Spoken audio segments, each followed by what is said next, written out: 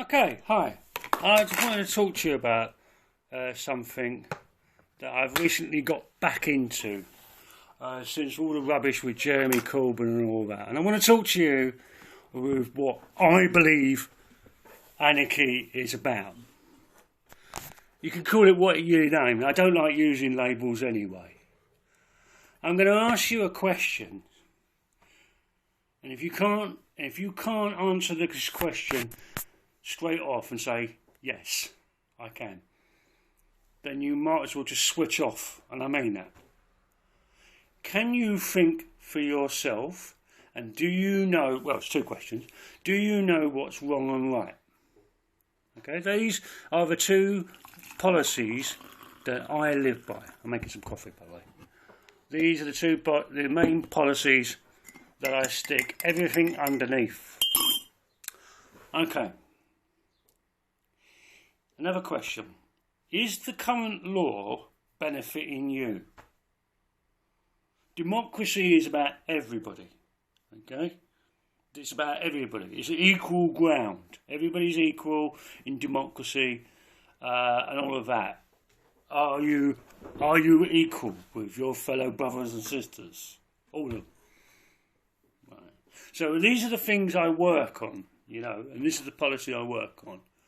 Now, you have, in this country, in Britain, 300 people telling 66 million people what they can do and when they can do it.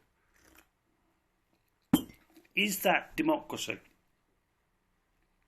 No, it's not. Not in my books.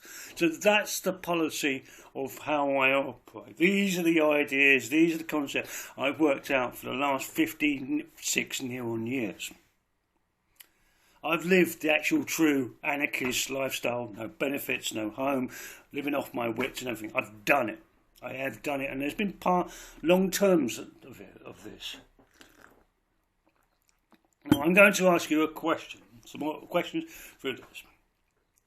So you see a building empty, and it's been empty for a year now.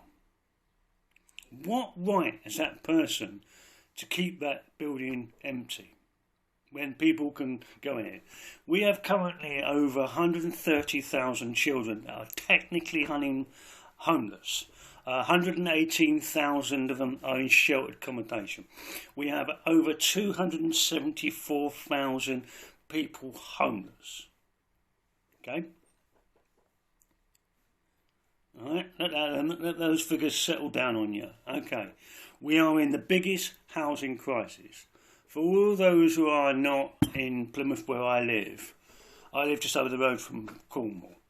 Huge housing crisis. Massive, phenomenal housing crisis like you wouldn't believe. I know people whose family have lived in the village they live in, what they're staying in, for 350 years. Can they get a house? Can they even rent a flat? No.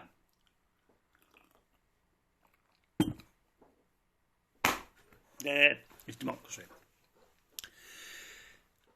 Say we have a referendum about the Queen, and someone brought forward, who got £85 million last year, and worth 600 million of private wealth. If we brought a policy about saying, what we'll do, we're going to cut all the money as possible, you can live off your own wealth, you can have one of the houses, say Buckingham Palace, and we'll give you something else out there, and we'll take Windsor Castle, and a third of the land, we'll sell that off to some multi-millionaire, and on the other 2/3 of the land, we build housing and council housing, and we employ young people. How many would you vote for that, or to keep the Queen? I'm just going to throw out questions. This is why a referendum won't be called. Your son or your daughter could get a job. This would create wealth, take people off unemployment. Do you understand? Yeah. Yeah? How about them nuts? We thought about that. And the money we make from selling off that third of the land and the Windsor Castle, there's £1 billion there. We could put that into your school, your child's school, or we could put it into your local hospital, and so your nan or yourself get that hip replacement. These are the questions I bring about. This is what I want to change. I don't want someone telling me that I cannot trust, for one. That's why I never voted for so long as well.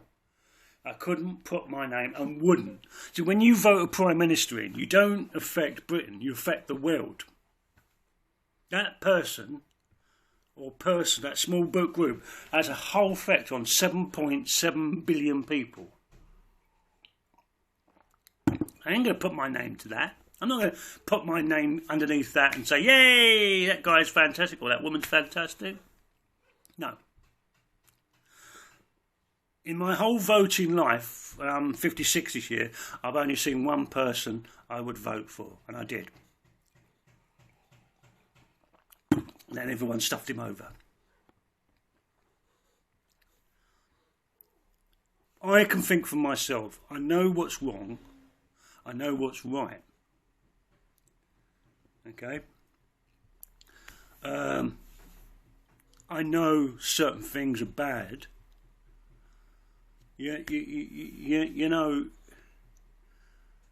how much money was wasted in Afghanistan and Iraq. I love motorbikes, I love trials bikes, and I have two dream journeys. Get a 357 KTM and go right across North Africa. That's one. The other one is to go from Turkey down to Afghanistan, go through Iran and Iraq and all that area. I would do anything to do that. Is it ever going to happen? No. Why? Because they're bloody dangerous. Why? Because we've bombed the shit out of it. We've created more enemy. We did it with the Irish on Bloody Sunday. Biggest IRA recruitment job ever. We did it in Iraq and Afghanistan. We created it. We told them that we didn't want to go. 1 million of us told them. They still went. 600 people on the Shetland Islands protested. Did they listen? No. Why is it wrong if there's a piece of land sitting doing nothing that I can set up on there? Why do I need so much to even build a bloody tent on it? Honestly, mate, we are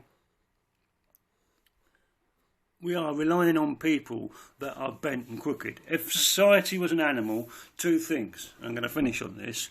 If your society was an animal, our society, two things you need to know. One, we'd get done for cruelty, and two, it would have shot it 300 years ago. Peace, love and out. That's a confession of an anarchist.